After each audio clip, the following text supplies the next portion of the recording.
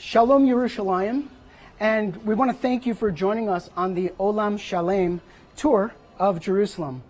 Right now, what we're going through is we're standing in the main courtyard of the Beit Asirei Machtarot. That means the Underground Fighters Prisoner Museum. Now, before we talk about this, I just want to do a quick overview. Let's put up our map. We are right now in the center of Jerusalem. We are starting right here at the Underground Prisoners Museum, and we'll be finishing at the Bikur Cholim Hospital. This tour will be a series of visits, learning about the characters and the sites prior to the days of the State of Israel that helped the State of Israel be established, or helped the State of Israel as we know it to be established. Now, as I mentioned, this is the Underground Fighters Museum, the primary courtyard. Who are these underground fighters that I'm talking about? Well, we got to go back before the days of World War II. In fact, let's go back earlier. In 1917, the British in World War I conquered this land, which was at that time known as Palestine. There was an agreement with the Jews called the Balfour Declaration that would establish a Jewish national homeland in this land, the land of Israel. Now, flash forward. There were periods of prosperity through the 20s and 30s, but there were also some tensions, specifically with local Arab residents.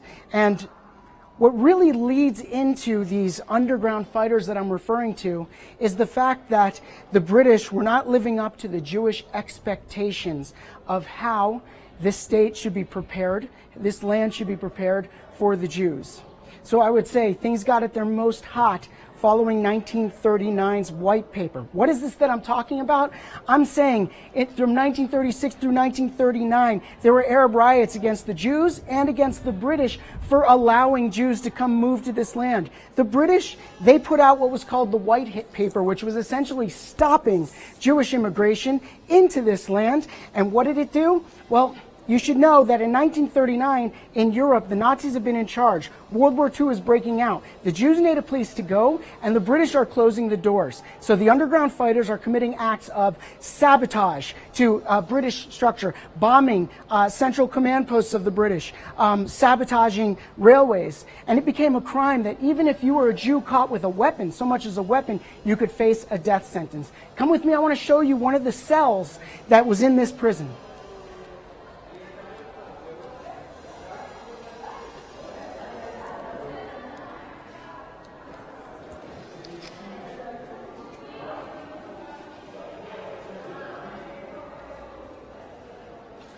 Now, here before us, we have one of these empty cells. I say empty, but to tell you the truth, when they were furnished, they didn't look much nicer than this. If I was to show you a photograph of what things might have looked like back at this time, I would show you this. You might be able to see some bland mats on the floor. That's where people sat, right? Day in, day out, living in a room like this was their life. But every Shabbat, they had a ray of hope. From the faraway neighborhood of Nachlaot, a rabbi named Aryeh Levine would come every Shabbat to encourage the prisoners. They would come every Shabbat to encourage the prisoners, sing Shabbat songs, and generally lift their spirits. He would bring notes from their families to give them encouragement and support. Now, two of these prisoners that were living here at the time, the year was 1947. There was Meir Feinstein, and there was Moshe Barzani. Meir Feinstein, Jew from Europe. Moshe Barzani, Jew from Iraq, but both Jews. They were caught in their exploits as underground fighters, and they were sentenced to death. But they had a plan. They weren't going to go out so quietly. What was going to happen? Well, every now and again, a crate of oranges would be brought into the prison as part of the prisoner's food. And they had arranged that a grenade would be snuck into a hollowed out orange skin, so that at the time of execution, before they were going to be hung, they would detonate the grenade, taking out themselves, but also their British executioners and whoever came to watch. Now here's the thing. Rabbi Aryeh Levine, had given them word that another rabbi was coming to be present with them at the execution. So at least they had some spiritual support on their departure from this earth.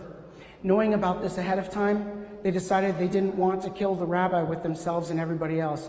So the night before, Mayor Feinstein and Moshe Barzani gave each other one last hug, and they put the grenade in their chests between them when they embraced and pulled the pin. And that was the end of that. Now this story goes down in history as an example of the Zionist resolve. Now I'll tell you what, putting aside moral questions about the ethical nature of suicide, I want to say that this spirit of underground fighting, of resistance, up to the point that we won't even die in the way that the British had wanted us to, it's a part of that new Jewish spirit, which lies in contrast to how we've lived under foreign rule for hundreds and hundreds of years in Europe and other lands throughout the world. And I'll tell you one more thing. When we came to this land to establish our national homeland, which eventually became the State of Israel, we were not going to tolerate being ruled by foreigners in our own home. So this is the story of the Jewish Underground Fighters Museum and the prison in which we are standing.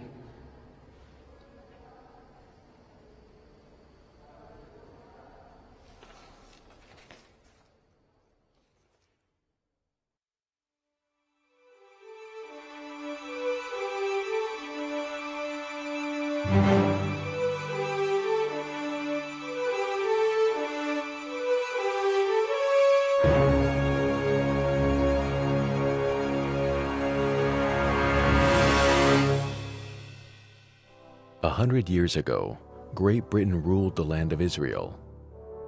During those years, there was a growth in Jewish settlement, and Jews in Israel looked forward to living in an independent country of their own. There is a ray of light wandering the streets of Jerusalem. It illuminates the darkness. The need for it grows as the darkness deepens. This ray of light was Rabbi Aryeh Levin. Rabbi Aryeh Levin was a short man with kind eyes and a huge heart, who made it his mission to love all human beings. Inside his coat, his wife had sewn a secret pocket so the secret should not be discovered. The house of the Levin family in the Mishkenot Israel neighborhood of Jerusalem was rather small and narrow. It had only 2 small rooms for Rabbi Aryeh, his wife Hannah, and their children. My name is Binyamin Benji Levin. My father was the oldest son of Rabbi Aryeh Levin, the tzaddik of Yerushalayim. After my bar mitzvah, I went for the first time to Jerusalem and lived with my grandfather in his little room, which was an experience that I will never forget my entire life. The people that came into his little room to visit with him spanned the entire gamut of Israeli society, from the most religious to the most secular, and everyone was welcomed in his home. Every morning, Rabbi Aryeh would go to work. Pacing quickly on his way to Talmud, Torah Etz Chaim, he would hold on to the corner of his coat with his hand, as though he were keeping a secret at bay. In the yeshiva that where he worked, he was in charge of the students. My grandfather's room in this yeshiva, in this academy, was the worst room in the entire building. It was a room under the steps, like Harry Potter. My grandfather called my father and said, "Look at this scene before you. What do you see?" He said, "I see boys running back to class after the recess." And then he said to my father, "You know what I see? I see that boy over there has torn trousers. He doesn't have any money to buy a decent pair of trousers." Next few days, he made sure that a tailor came and made him a pair of trousers. He said, "Do you see that boy over there? He doesn't even have what to eat." And then my grandfather went and made sure that every day there was a sandwich in his lunchbox. And that was the discerning eye that my grandfather had, always to see each and every individual and to see what their needs were. When the school day ended, Rabbi Aryeh rushed to get on his way as his hand touched his coat and he heaved a sigh of relief. He rushed to visit the patients in the nearby hospital. He then continued in the direction of the Wailing Wall to pray. This day, something happened which changed his life forever, and so he recounted. I went on a Friday morning to the wall, to the kotel. While I was praying, I heard a woman crying. My holy grandfather said, "How can I pray when I hear somebody else crying? Maybe I can help her." So right away he closed his prayer book and he walked over to the woman and he said, "My dear, why are you crying?" And she said, "I have a son and he has leprosy and he's in the institution, in the leper colony. Everyone is afraid to go there. And I'm also afraid to go there, and I don't know what's happening with my son." And so that day, he made his way from his home in Nachlaot to Talbiyah. That's a long way. That's a pretty long way. I said, "You weren't afraid?" He said to me, "Shluchei mitzvah einan nizakin." If you go to do a good deed, and it's not for your honor, and you're not making money from it, but you really want to help somebody else, the angels watch over you. In those days, the lepers were kept in isolation in the rear end of the city. Every day, Rabbi Aryeh and his wife would come visit the patients, bringing them kosher food and giving them hope and encouragement. The British Mandate ruled the land of Israel. Underground fighters who were opposed to British rule met it with resistance. The underground fighters carried out such tasks as defending the Jewish settlements and helping the illegal immigrants who had reached Israel by sea and had not been issued entry permits by the British. Some of them were arrested for these actions and jailed in the central prison in either Jerusalem or Acre. Rabbi Aryeh was called the father of the prisoners. Not the rabbi of the prisoners, the father of the prisoners. And every Shabbat, every Saturday morning, my grandfather would go, he would walk quite a way to the prison. And my grandmother knew that he would bring notes from their families to them. She sewed long pockets into his black coat so that he could put in all these notes that he brought to the prisoners. There was no WhatsApp. There was no email. There was no telephones. There was no way to tell another person, get in touch with another person. The British, who at first gave my grandfather a difficult time, but when they saw that my grandfather was like a father to all of them, and they realized that this man is a holy man, they never checked him and never bothered him. And every Shabbat, my grandfather would go to pray together with them. And some of the most non-religious prisoners at the time, some of them were atheists. They didn't believe in God or anything. And I asked one of them once, "How did you relate to my grandfather when he came on Shabbat to pray with you?" He said, "Everyone waited the whole week for your grandfather's visit. To get his warm handshake that was like electric, we'll never forget it." He said, "Because we felt in his eyes the love. He was doing it because of the love that he had for each and every one of us." And when your grandfather left, we started counting the days to his next visit. Meanwhile, the British had left. The State of Israel was established, and Rabbi Aryeh Levin went on acting in his special ways, even though he was now an old man. One day he fell ill and was rushed to the Hadassah Ein Kerem hospital. The doctors told him he only had a few weeks to live. One day at the hospital, he had a dream. My grandfather had a dream, and in his dream, all of a sudden his bed where he was lying started to rise. And the top of the bed went up on the top, as if they were coming to take him back to his place. His end was near. He had finished his lifetime work. And as the bed was moving up, all of a sudden, thousands of notes started to snow down like a snowstorm. And these were the notes that through the years my grandfather had brought to all those people suffering, to all those people who were waiting death. They didn't know what would happen with them. The notes that my grandfather took care every Shabbat and every opportunity he had to bring to those people a little message, something from home, a little word of encouragement. At that moment, those notes said, no, no, no, you're not taking this holy man away. They started to flood the place and the bed and knock the bed down. So many notes, one after the other. My grandfather woke up and saw it was a dream. And the dream said to him, no, no, no, your time isn't over, as the doctors say. Those notes aren't going to let you go. All those thousands and thousands of people that you cared for your lifetime, I'm not going to let you go yet. Rabbi Aryeh woke up from his dream and realized that his time on earth had been prolonged due to his good deeds. A year later, he passed away of old age. His legacy remains with us.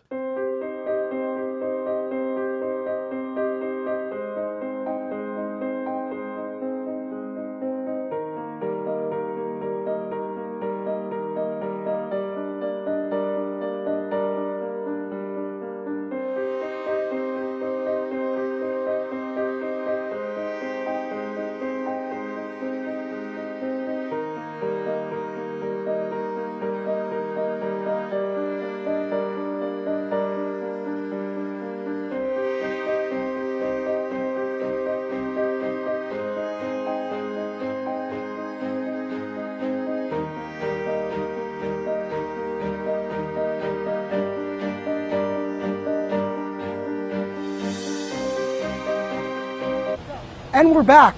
Now, before I tell you about the place we're living in, I just want to keep you on your toes and ask you a question about the last site we were just visiting.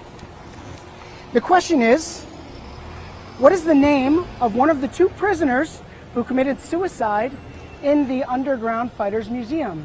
I'll let you work on that. But what I want to do right now is tell you about the Hadassah Hospital right behind me. It is the first Jewish hospital that was built in Jerusalem, as opposed to the Christian hospitals that had already existed at the time. But before I tell you about this hospital in further detail, I want to tell you about the man. His name, Baron Edmund James de Rothschild. I want to tell you about this man who built the hospital. Now you can see right over here at the original entrance gate, Beit HaCholim in Hebrew, right? The hospital. Meir Rothschild. After Mayor Rothschild, see, Baron Edmund James had named the hospital after his father. Now, just to remind you guys, the Rothschild family, if you're not familiar with this, was a famous and very wealthy banking family in Europe with traceable generations going back hundreds of years. Now, Baron Rothschild was known as the known benefactor. He was hugely helpful to the Zionist enterprise in the days going back prior to the state. What did we have? Well, he was known to build buildings, institutions, synagogues, housing developments all over the country. He would build, or he would purchase large tracts of land for the Zionist enterprise, and not just buy the tracts of land, but develop them so that they could be used for farming and other sustainable activities, right? If you had a piece of land that was good to support 100 people, by the time the Rothschilds was done developing it, it would be able to support 400 or 500 people. The point is that he was the known benefactor, and he helped the Jewish cause all over the world, not just here. In fact, one more thing about him. Back in Syria in the late 1800s, when the Jewish community was being blamed for the death of a Christian child, he intervened to make sure that that persecution stopped. Now, I didn't want to get too far off track here, but I just want you to know how far and how wide his grasp was when it came to his influence over Jewish matters and points of interest. So now, back to the hospital at hand. I mentioned earlier, this is the first Jewish hospital that was built in Jerusalem. See, that's very important. All the previous hospitals were Christian, and it is a hallmark of Christianity to try to spread the Christian faith amongst the non-Christians of the world. Now, this is a problem that the Jewish people...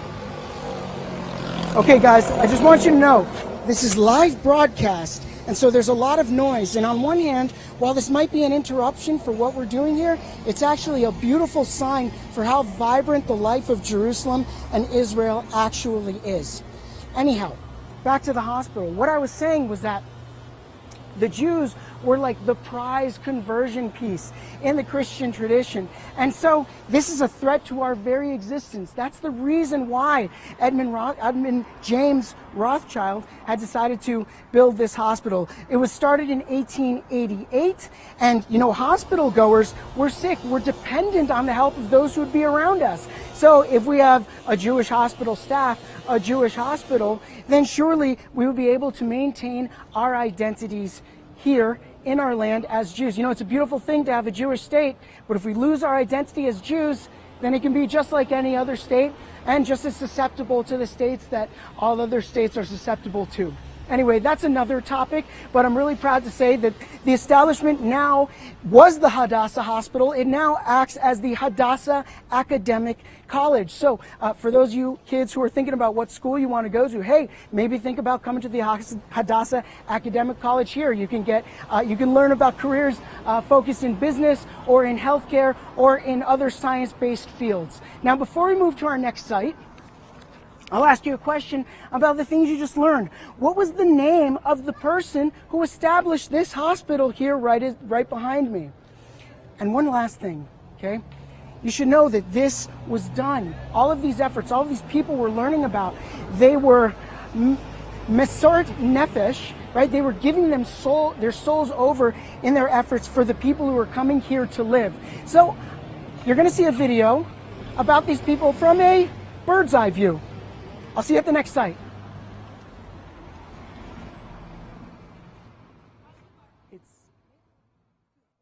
We came to Israel for 2 weeks with Mom and Dad. On the plane, we slept really bad. We're on a trip to Jerusalem. We saw the sky and the sea. Dad said no junk food. Mom said no TV. Ah! Dave, it's 8:28. If I had a cape like Superman, I'd fly after the bus. If you could fly, we wouldn't need the bus. I'd rather be invisible when Mom and Dad come home and get mad. Remember how you told me on the plane about the wall that swallows notes and grants wishes? Swallows notes? You mean the Western Wall? Yeah, the Western Wall. The Western Wall. It gets the wishes of everyone on this planet, and even the aliens from outer space who come to rest here. Wow! I'm no stranger to this city. I'm a carrier pigeon from my mother's side and a dove of peace from my father's side. The truth is that since the internet came around, I've had a lot of free time. If you want, I can take you to the Western Wall, but on one condition: no fighting. And that lion is looking at me like you look at breadcrumbs. I've got chicks at home. I can't be anyone's lunch. Don't worry, he only likes marshmallows. Heads or tails? Heads. Heads. Rachel, you're up front. Dave, you're on the tail. She always wins. Remember the rule? Okay, the tail is cool. The tail is the coolest. I'm good either way. I realized I forgot something. Don't worry, I brought tons of snacks. No, I'm afraid of heights. Once, Jerusalem was smaller.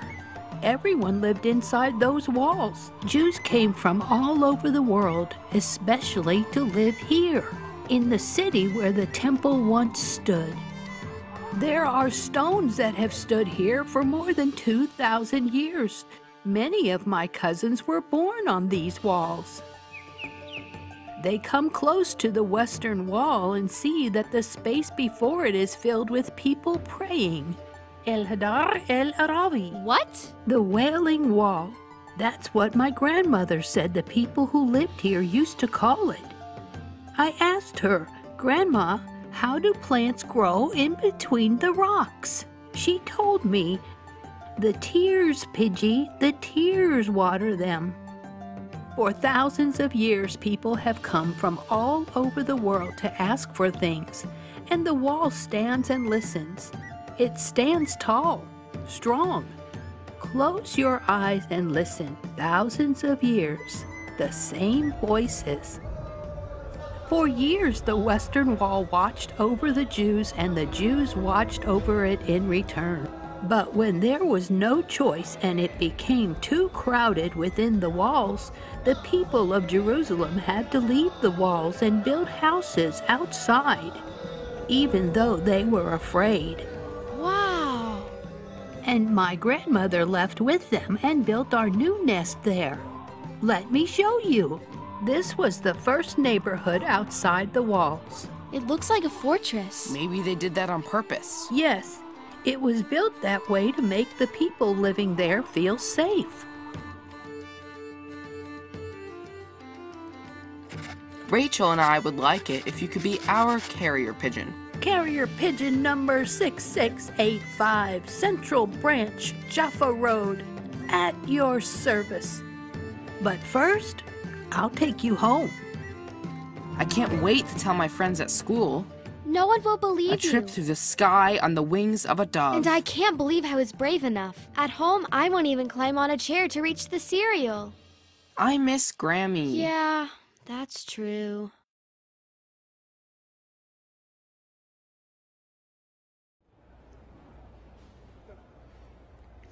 Okay, guys, we're now at our next station. We are at the entrance to what is today called Tycho House. Tycho House, of course, is named after Abraham, and Anna Tycho. As you can see, if you can read Hebrew, or if you can't read Hebrew, I'll read for you. Beit Cholim Lechole Enaim, Dr. Tycho, right? He was an ophthalmologist. That's what he was known for. He served everybody from any side of the community. This was a part of the chesed, a part of the kindnesses that were being done in Jerusalem at this time. But a little bit of a story of their lives. You see, they came from Austria to Israel in 1912. Now, Dr. Tycho, he was an eye doctor, right? His wife was a nurse, and in fact, prior to World War I breaking out, we're talking the year 1917, they ended up being enlisted into the Austro-Hungarian army, where Dr. Abraham served as a medical officer. Now, soon after the war was finished, they came back to this land. Dr. Tycho opened an eye clinic. They bought this house before us, and he began his clinic on the first floor. When we come in, we'll find a shaded spot. We'll see a little bit more of the main courtyard, and I'll tell you some more about these guys.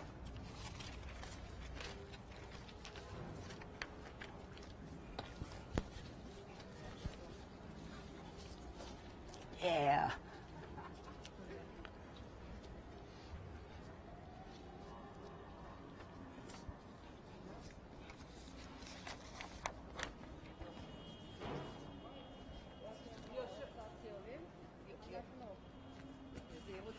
Okay, so first, I want to ask you guys a question.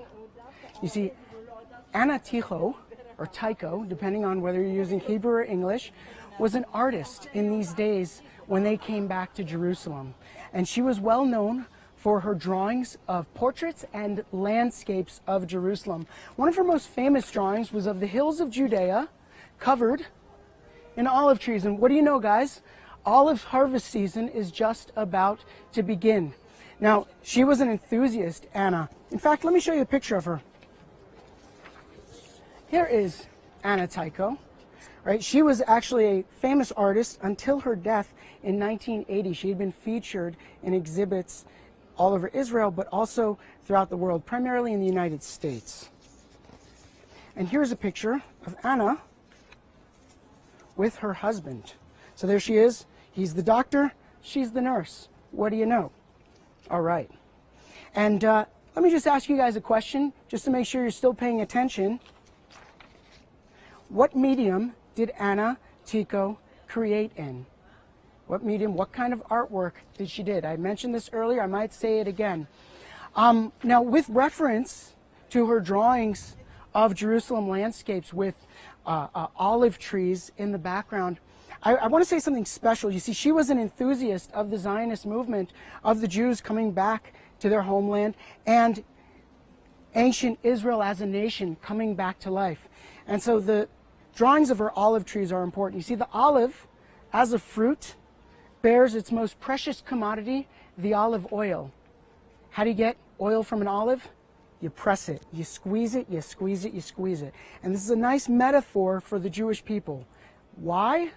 Well, you know, think of Jewish history. How much, by all of the travails that the world has brought upon us, have we been squeezed and squeezed and squeezed until what we have before us, our modern state of Israel, where a Jew can be a Jew, is existing, and not just that, but flourishing.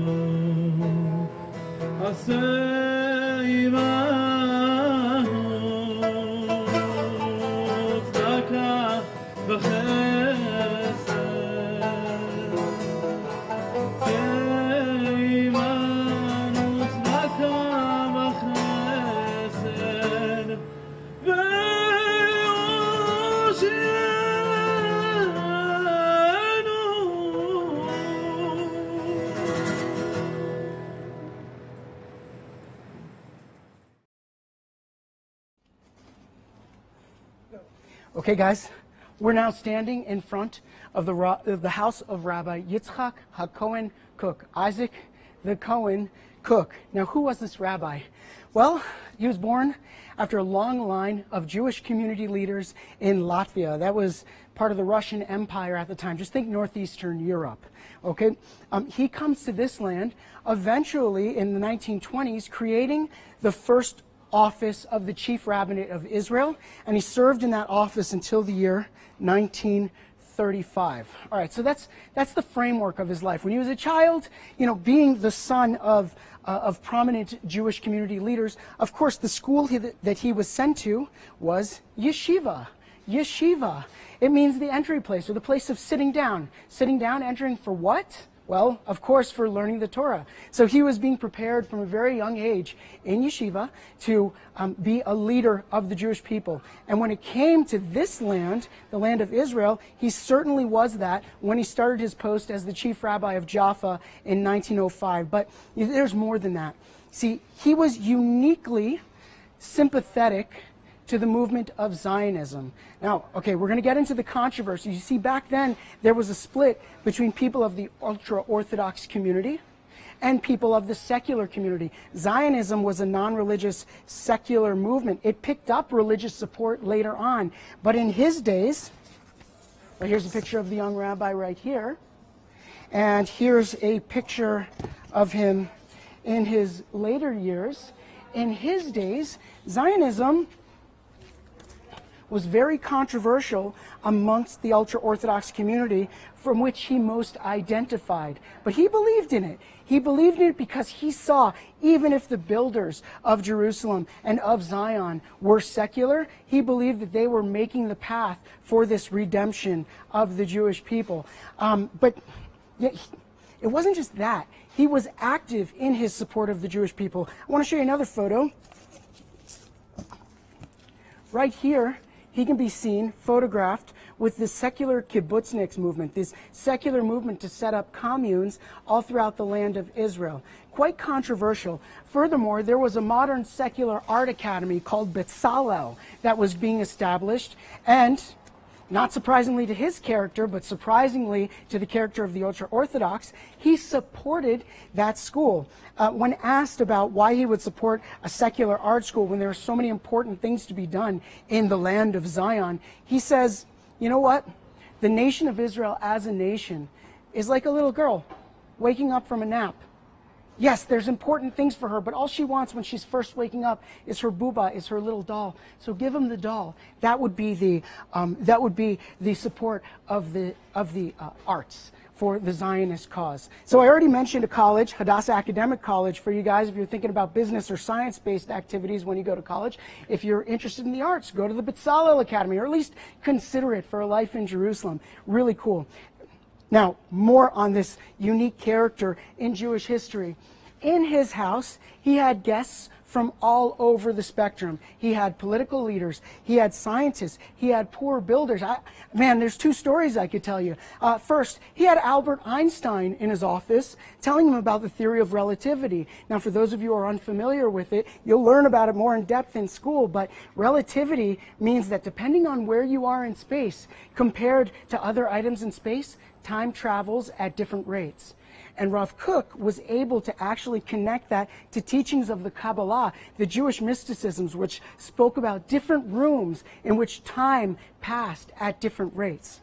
More than that, there's a story about a poor builder, stonecutter, stone heaver, builder in Jerusalem. And he comes to Rabbi Kook's office because he's poor and he's tired and he doesn't like his life. And Rabbi Kook says, okay, here, have a seat in my own chair. Enjoy. I'll get you some tea. Right? The story goes, he puts his hands over the poor man's eyes and the man falls asleep. And his dream, he's in the heavenly courts and he's being judged. And on one side of the scales are being stacked all of the things that he did wrong in his life. And on the other side of the scales, after he thinks he's done for and he's going to the bad place that nobody wants to go, he sees white bricks being stacked and stacked and stacked and stacked. And as the last bricks are coming, the scale comes to a perfectly even balance, and he wakes up, urging himself to continue being a builder in Israel, in Jerusalem, so that he can get more of those bricks on the good side of the scale. Now I wanted to ask you a question. I mentioned this a few times already, but what sort of school did Rav Kook attend as a child? I mentioned this was for his Torah education.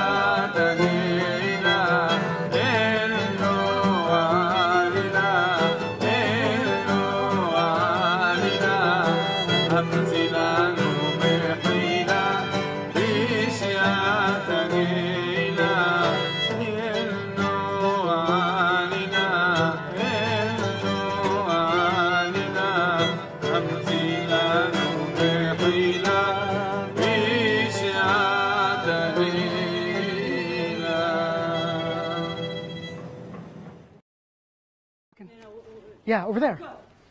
Okay, guys, I'm back with you now. We are in the old neighborhood of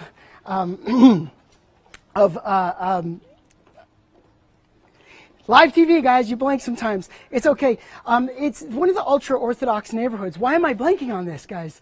Mea Shearim. How did I miss that? And we're coming upon the house of Eliezer ben Yehuda. You guys are going to see a video about this man's life. I'll tell you a little bit about him first.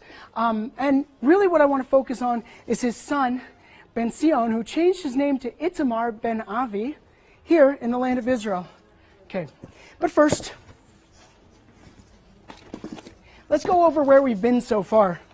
We started at the Museum of the Underground Prisoners.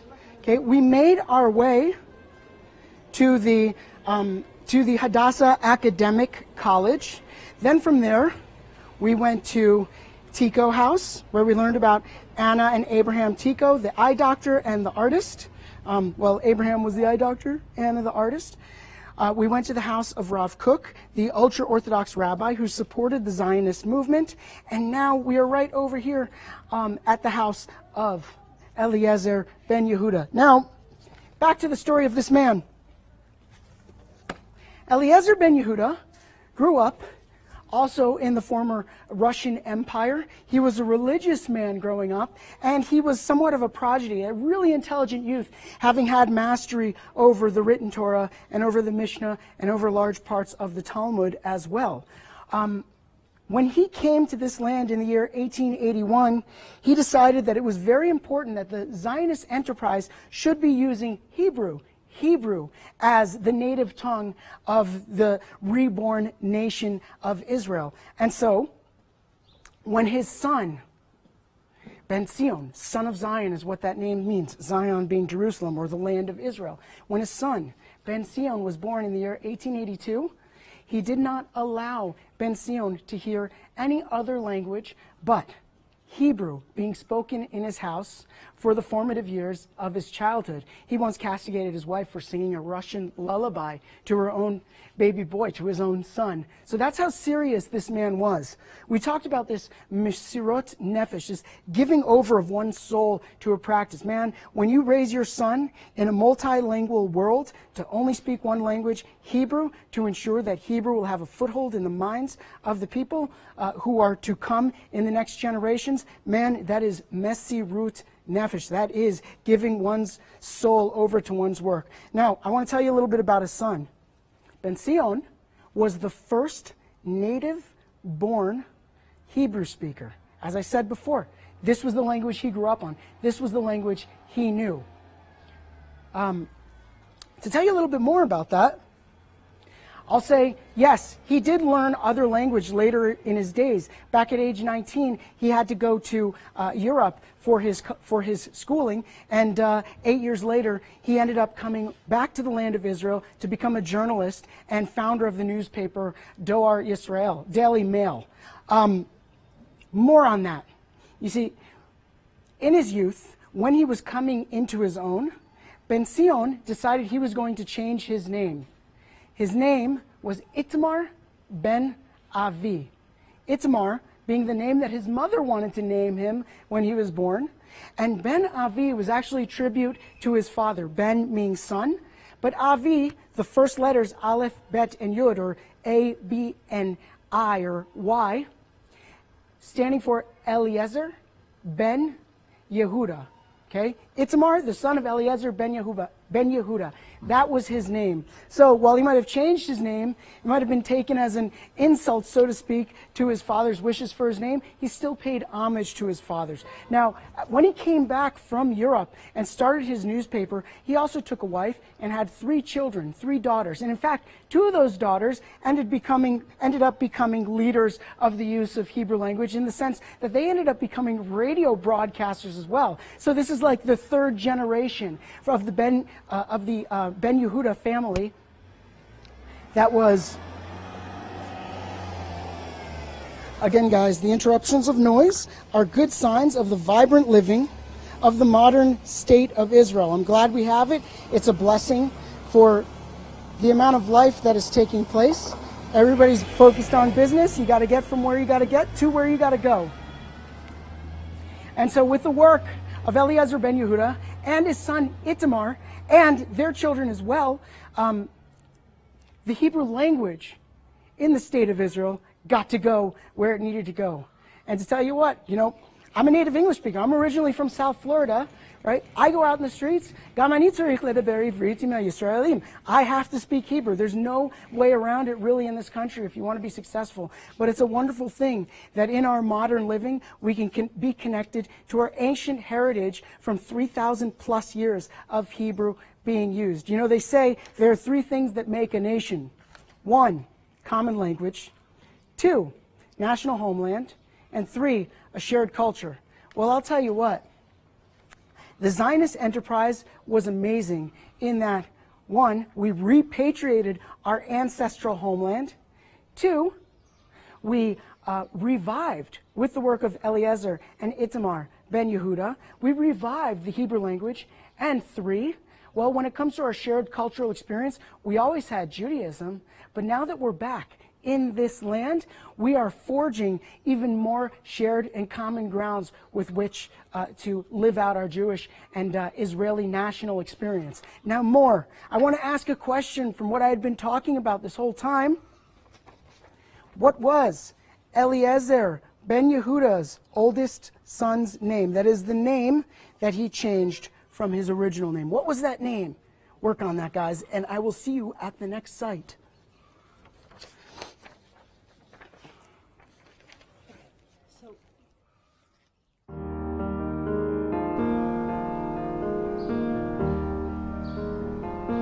You probably know the word shalom in Hebrew and also Shabbat.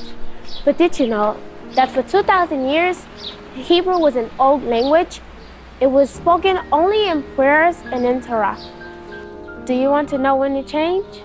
When Eliezer ben Yehuda arrived.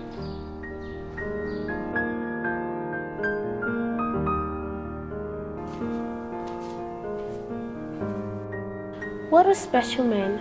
He was born in Russia and immigrated in 1881.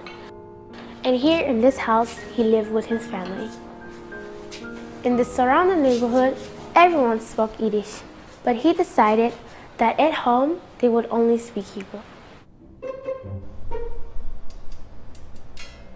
There is a funny story that once on the streets, a cart passed by, and in it, there was a woman who was in labor. And out of pain, she shouted out in Yiddish. And he called from the balcony and shouted, "Hebrew woman, shout out in Hebrew." But what was the problem? Not all the words were in the Bible, so he must have been missing a lot of words. For example, a doll or an ice cream. So he sat down and invented words and wrote a Hebrew dictionary, and also printed a newspaper in Hebrew. After the first Zionist Congress, the meeting where they decided there is a need to find a place for the Jewish nation, there are some Zionist people who agreed with Ben Yehuda and that he needed encouraging. So they donated money so that he could spread the Hebrew language. But what do you think happened? Of course he had some opponents, because not everyone agreed to speak Hebrew. There were ultra-Orthodox Jews who were afraid that now people would disrespect the language of Torah and Talmud because the same language would be used for daily things as well. But Ben Yehuda did not give up. In his room, which is full of books, he sat for days and nights making up new words, and that is how he brought the Hebrew language back to life. And since then in Israel, we speak Hebrew, sing and write in Hebrew, and even dream in Hebrew. What word in Hebrew was invented by Eliezer ben Yehuda? 1 Glida, 2 Shemot, 3 Torah, 4 Berashit.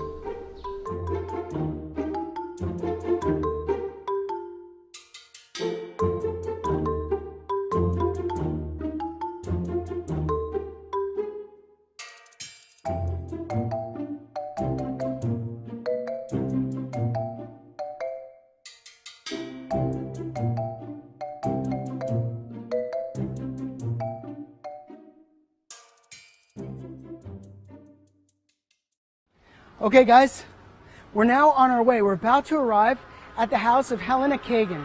Helena Kagan was very important in the history of healthcare in the land of Israel. She became a nurse in 1910 back in Europe.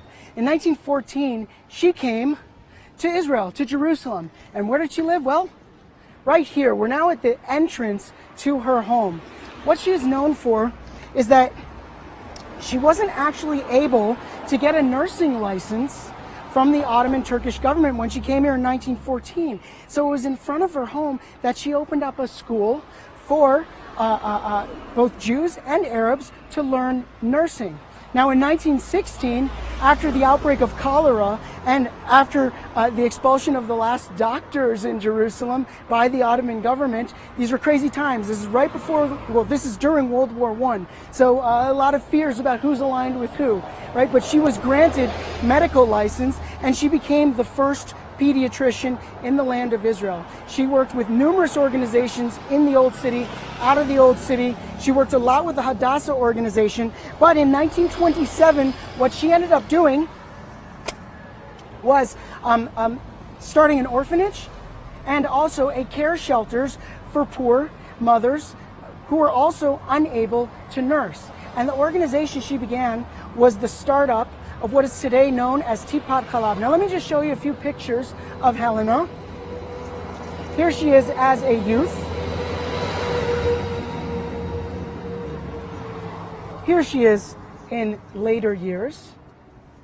But to tell you about her organization, Tipat Chalav, I will say that back before common use of automobiles, they would use donkeys to bring milk to these poor mothers who couldn't nurse their children. It was, again, that word chesed, that kindness, a real organization of kindness. It certainly was. I'll show you one more picture. Here's the factory.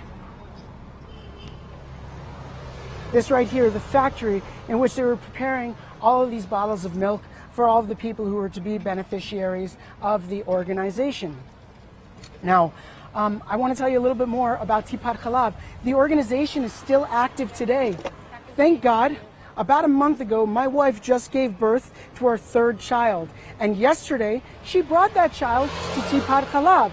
Today is where you go bring your child to track their weight and other development, but also to get their vaccinations for what they need. Years ago, when there was a measles outbreak in Israel, there was Tipat Chalav available for those who had not been vaccinated yet.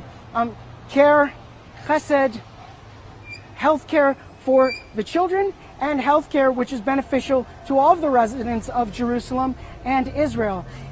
These stories that I'm telling you about, these stories of mesirut nefesh, giving over of one's soul, one's life essence, there are different ways to do that. There were the underground fighters. There was Edmund James Rothschild with his financial donations to the Zionist enterprise. There was Helena Kagan. There was Rabbi Yitzchak Cohen Cook, Rabbi Aryeh Levine, those who gave spiritual support to the Zionist enterprises. And so, at our last site, what I want to do is take you to another Jewish hospital that was established outside of the walls of the Old City called Bikur Cholim. And what I wanted to tell you, another thing, Helena Kagan, she came from far away. She was originally born in Tashkent, Uzbekistan, also a part of the Russian Empire, later taken over by the Soviet Union. That's another story. But nonetheless, Tashkent, Uzbekistan. So, if I was to ask you a question later on, to make sure you're on your toes for where Helena Kagan was born, I would ask you, where was Helena Kagan born? Got to keep you guys paying attention, and I hope you are. Be well.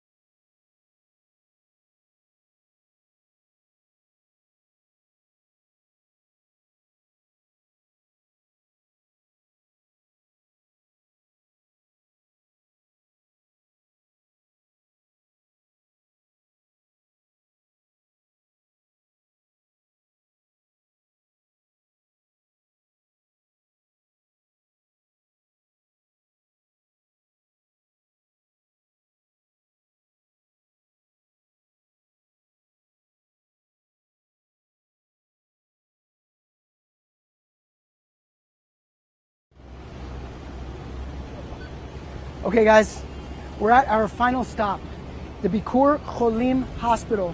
But before I talk about the Bikur Cholim Hospital, what I want to do is I want to do a recap of all the sites that we have visited so far on this tour with Olam Shalem. We started off at the Museum of the Underground Fighters, okay, the prison of the underground fighters. We learned about Meir Feinstein and Moshe Barzani and their Mesirut Nefesh for the state of Israel in taking on the foreign rule of the British in our ancestral homeland.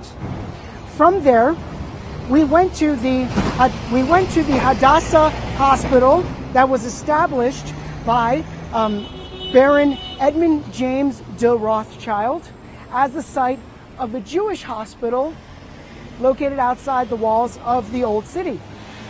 From there, we went to Beit Ticho, or Ticho House, where we learned about Abraham Ticho, the eye doctor, and Anna Ticho, the artist, and how her artwork reflected her inspiration by the Zionist movement. Following that, we went to the house of Rabbi Kook, Ticho House, Rabbi Kook, who was an ultra-Orthodox supporter of the Zionist movement and the rebirth of the Jewish nation in the land of Israel. There's more to say about that, but I don't think we have time. Nonetheless, from here, we continued on to the house of Eliezer ben Yehuda. We learned about his son, Ben Sion, who changed his name to Itamar, and Itamar, who continued on his father's life work, being Moser Nefesh, handing over his soul to the advancement of Hebrew as the spoken language in the land of Israel. And as we know, it's been successful. Continuing from there, we went to the house of Helena Kagan, the founder of Tipat Chalav, and the first pediatrician in the land of Israel, providing this chesed for child development and also for unable mothers who couldn't nurse their children. It's a real story, Masirut Nefesh through fighting, but Masirut Nefesh also through giving. We hope that the state of Israel shall continue, that there will be less need for Masirut Nefesh in fighting and more need of Masirut Nefesh in giving. And now we're at our last stop. We're at Bikur Cholim at the end of our map. Now that name, Bikur Cholim, it means in Hebrew simply visiting the sick. And that term, when we say Bikur Cholim, typically what we are referring to is a mitzvah. Consider it. Consider it, guys. You're sick, you're in a hospital, you're all by yourself. Most people who are out in the world are living their lives. They've got to work, they've got to care for children. What a big mitzvah it is to come and visit the sick while they are in their beds, to give them something to do, to lift their morale while they're trying to recover, or even maybe they're not going to recover from their illness, still to lift their morale and be with them, to give that love, to give that chesed of one's company. Now, the Bikur Cholim Hospital originated in the walls of the old city. Here's a picture of that. In the walls of the old city, this was the Bikur Cholim Hospital. And still today, while the building does not operate as a hospital, there is still a street leading to that old building named Bikur Cholim. Now, what did they focus on? Well, similar to the Hadassah Rothschild Hospital that I referred to, it was focused on letting the hospital be Jewish and letting the Jewish patients in the hospital continue being Jewish. I would tell you again, prior to these hospitals existing, all the other hospitals in Jerusalem, they were Christian. And so if you were a Jew and you were sick and you needed to recover in that hospital, you were at the hands of whoever was caring for you and at the hands of whoever wanted to convert you and help you lose your Jewish identity and your Jewish religion and connection. Not just to being a Jew, but after that, connection to this land. How important it is that we maintain our Jewish identities here in this country. This is the Jewish state. Or you could say the state for Jews. That's a debate that I'm not going to get into. But whatever the case, how important it is for us living in this land to maintain our Jewish identities, because that is the heart and the soul of the Jewish people. You leave that, everything else can unravel that is tied into it. Now, before we finish off, and we are going to finish off, I want to ask you kids one question just to make sure that you were paying attention. What is the hospital which was the last stop of its tour? What was the name of this hospital, guys? I hope I said it enough times for you to remember, and I hope I was interesting enough for you guys to pay attention. We want to thank you from Olam Shalem. Yes, shalom to you, children and teachers who joined us today. I want to thank some organizations that supported us for that project. So, תודה רבה לראשית ירושלים, הבית של עולם שלם, למשרד ירושלים ומורשת והרשות לפיתוח ירושלים, למשרד התפוצות, ליונייטד ולמכללת הרצוג, למכללת ליפשיץ, לקרן קיימת לישראל, המחלקה לחינוך בתפוצות, ולהסתדרות הציונית, המחלקה לחינוך. תודה רבה לכם ושיהיה לכם שנה טובה. שנה טובה.